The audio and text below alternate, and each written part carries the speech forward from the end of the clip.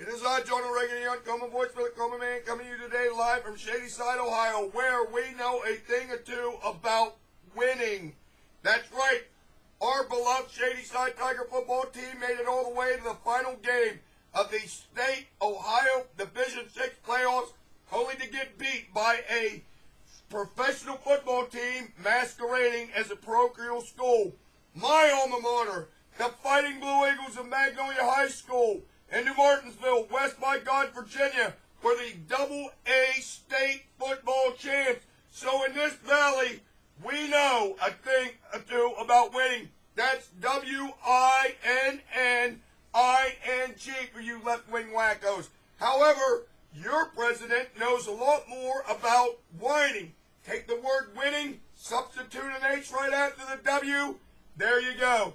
This guy, in his an unbelievable idea of pulling out 30,000 troops in Afghanistan in a 2-year period and 10,000 almost immediately, has somehow, some way, snatched defeat right out of the jaws of victory. 30,000 troops, what? Who's going to be left? Is it going to be who? Leon Panetta? No, he's out there right now bad-mouthing the CIA, or congratulating the CIA as the case may be, and he's going to be the next Secretary of Defense. And now we have, let's say, Robert Gates, the guy that was in charge. He's smart enough to get off a damn sinking ship, and now he's gone. And now we're going to get David Petraeus, who's going to be the next Secretary of Defense or whatever, not the Secretary of Defense, but the Chairman of the Joint Chiefs, whatever the hell he's going to be. But whatever it is, he's not going to be in Afghanistan either. So hell, there won't be anybody left. Except, of course, the Taliban, Al-Qaeda, and the radical elements of the Muslim faith. That's all that'll be left. Hell, in the vacuum that was created, the boys from the Muslim hood may move in. It's totally believable. But of course, Obama is a Democrat. And the Democrats know a thing or two about losing wars. I mean, let's look back at their record. Vietnam. Okay, there's a loss right there. Who was responsible for that loss? No, that would be Lyndon Baines Johnson. He lost that war for us because he wouldn't prosecute it to victory. He could have won that war. The brave men and women of our military could have won that war. But for the worthless Democrats, they don't know how to win a war. They gave up. Basically pulled out. It took a Republican by the name of Richard Nixon, who threatened to bomb North Vietnam back to the Stone Age, to bring them to the table to have some sort of semblance of order when that war ended. A Republican had to save the fat out of the fire for a worthless Democrat. Now, let's go on. There's one loss right there. Now, to give a little bit of credit where credit's due, the Democrats to this point are 2-0. So now they lose Vietnam, now they're 2-1. So let's go on to the next fiasco that involves the Democrats. Well, that would be the war in Iraq. Okay, so here's the Republicans. My buddy, George W. Bush, baby, he wins the war in Iraq. And Obama, of course, takes credit for it and brings the troops home. Mission accomplished, right, Mr. Comrade-in-Chief? Okay, so Bush wins that war, so the Republicans are 1-0. But Obama and his party were against the war, and they were against President Bush's idea of this thing known as a surge. He wanted to put 10,000 troops in there to try and control the situation. And Obama, of course, was against the surge. And, of course, the troops went in, order was restored, and now we have a free and democratic Iraq thanks to George W. Bush and, of course, the Republicans that stood by him.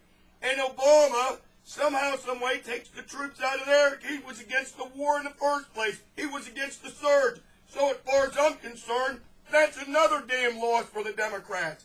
So now, they're 2-2. All right, now let's go to Afghanistan. Remember Afghanistan after 9/11? The damn Democrats kept telling President Bush, don't do it, don't do it. You're going to get involved in a Soviet/Vietnam style quagmire. But Bush said, to hell with that. We're going after the people who attacked us on 9/11. And he sent the bombers and the troops, and by God, victory was restored. And, with that being said, maybe the one thing that you might say is we did take our eye off the ball in Afghanistan when we went into Iraq, but we never really gave up on it.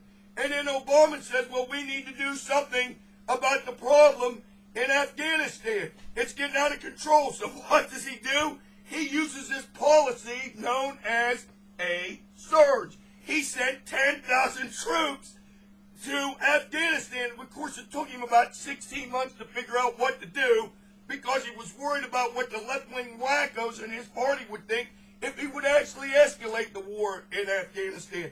So he uses Bush's policies of the surge, sends the troops into Afghanistan, turns the tide, and we're actually winning that war too. Well, we were until last night. Now he's going to take those 10,000 troops out, another 20,000 troops next year, and there won't be anybody left. So once again, the Democrats have managed to snatch defeat right out of the jaws of victory. As far as I'm concerned, there's another loss. Gee whiz, that means they're what now? Well, I'll take that back. They're 2-1. I'm going to give Truman credit for the tie in Korea.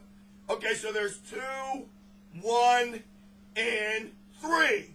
So that's what they are. They're 2, 1, and 3. They got a losing record. It's unbelievable. Nobody knows how to lose wars like Democrats. That's why you should never put them in office if there's a problem in the world. Because if you turn it over to a Democrat, we are doomed to defeat. Jeez. You know, until next time, this is Ronald Reagan, a man who knows about winning. And remember what Vince Lombardi said. Winning isn't everything. It's the only thing. Until next time, I say this. God bless the men and women who are fighting this war. And if Obama brings all them troops home and things go bad, President Romney has your back. I say this. Irving!